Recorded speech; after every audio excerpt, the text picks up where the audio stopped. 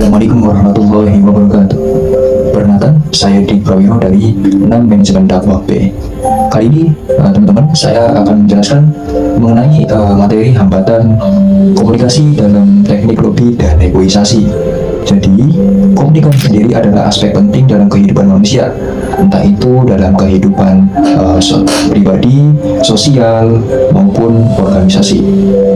Dalam teknik lobby dan negosiasi sendiri, komunikasi adalah faktor penting dalam keberhasilan tercapainya tujuan dari teknik lobby dan negosiasi sendiri, yaitu mencapai sebuah kesepakatan yang saling menguntungkan. Lalu, lobby sendiri adalah upaya mempengaruhi pihak lain agar menerima gagasan ataupun pesan yang kita sampaikan. Sedangkan negosiasi adalah proses tawar-menawar dengan tujuan mencapai sebuah kesepakatan yang saling menguntungkan. Akan tetapi dalam praktiknya, proses lobby dan negosiasi seringkali menghadapi berbagai hambatan. Seringkali hambatannya itu adalah perbedaan persepsi, penggunaan bahasa yang kurang tepat, lalu kurangnya kemampuan dari pihak lawan, entah itu kemampuan berkomunikasi yang baik ataupun mendengarkan yang baik atau mendengarkan yang aktif. Selain itu juga ada faktor emosional, bahkan budaya pun ada, teman-teman. Dan juga biasanya hambatan-hambatan tersebut itu memicu adanya perbedaan persepsi sehingga menimbulkan sebuah konflik. Nah, oleh karena itu, penting kita itu mengetahui dan memahami hambatan-hambatan dalam komunikasi, tentunya di dalam proses teknik lobby dan negosiasi. Dan kita itu harus tahu juga bagaimana cara menangani hambatan tersebut atau mengatasi hambatan tersebut. Langsung saja, teman-teman. Yang pertama, yaitu ada pengertian hambatan komunikasi. Jadi, hambatan komunikasi sendiri atau biasa disebut dengan noise adalah suatu gangguan dalam proses komunikasi sehingga dalam proses ini itu terjadi hambatan dan tidak berjalan efektif, teman-teman.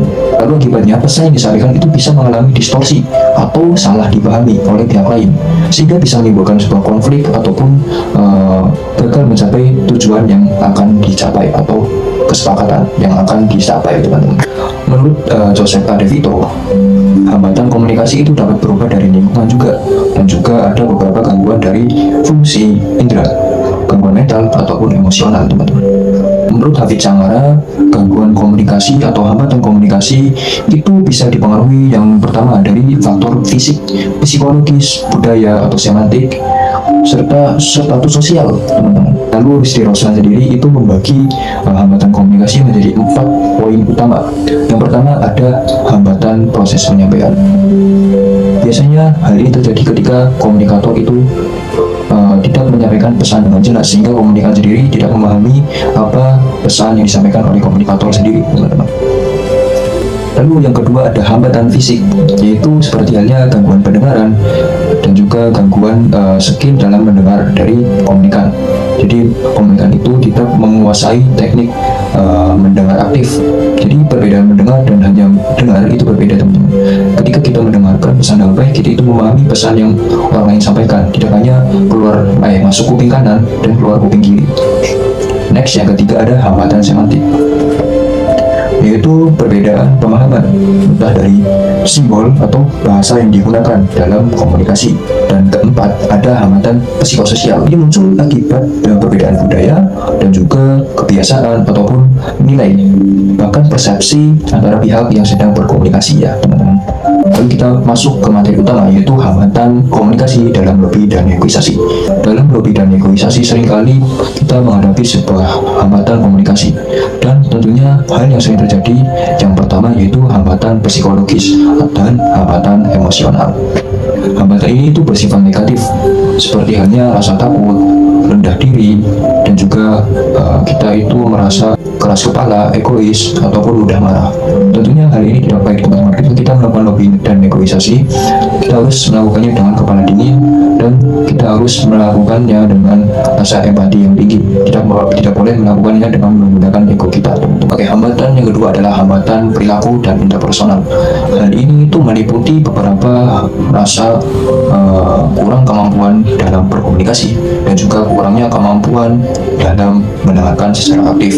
Yang tadi saya jelaskan yaitu kita harus mempunyai skill dalam berkomunikasi, tentunya dalam melakukan teknik lobby dan negosiasi, dan juga kita harus punya skill dalam mendengarkan supaya kita tidak mengalami perbedaan perspektif atau perbedaan pemahaman sehingga itu dapat memunculkan konflik ya dalam melakukan lobby dan negosiasi.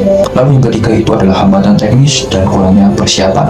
Hal ini sering terjadi teman-teman, yaitu ketika kita itu kurang dalam mempersiapkan informasi yang kita sampaikan kepada pihak lain. Ya, kita kurang mempelajari, misal kita kurang mempelajari barang yang akan kita jual, kita tidak tahu kekurangan barang yang akan kita jual apa, kelebihan yang barang akan kita jual apa. Maka hal itu bisa menyebabkan kegagalan dalam mencapai sebuah kesepakatan. Lalu yang terakhir, hambatan sisiologis dan juga seman. Hambatan ini itu berkaitan dengan perbedaan budaya, lalu bahasa juga.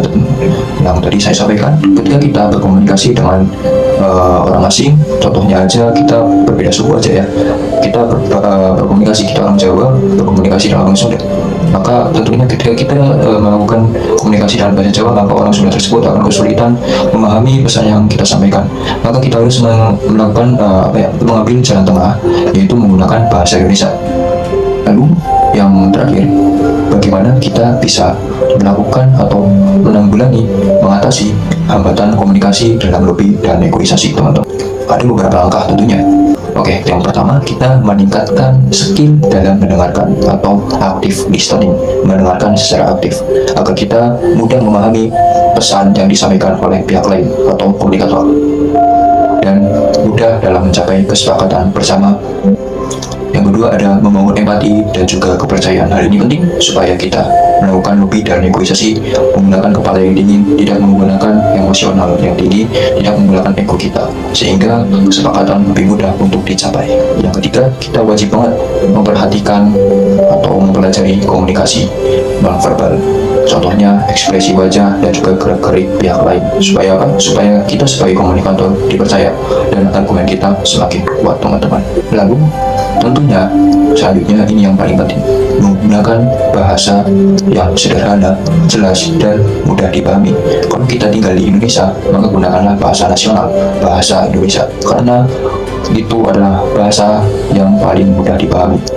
Untuk kesimpulannya teman-teman, hambatan komunikasi dalam lobby dan negosiasi itu dapat berupa perbedaan perspektif, terus perbedaan bahasa yang digunakan, emosional yang tinggi, lalu seperti halnya kita kurangnya informasi dan juga lingkungan. Hambatan-hambatan tersebut dapat menyebabkan kegagalan dalam mencapai sebuah kesepakatan. Nah, oleh karena itu kemampuan dalam mengatasi hambatan komunikasi dalam teknik lobby dan negosiasi itu penting banget. Kita wajib mengetahuinya agar dalam melakukan lobby dan negosiasi itu kita mencapai kesepakatan bersama dan saling menguntungkan. Mungkin hanya itu saja pemaparan materi yang dapat saya sampaikan. Saya Didit Prawiro. Terima kasih. Wassalamualaikum warahmatullahi wabarakatuh.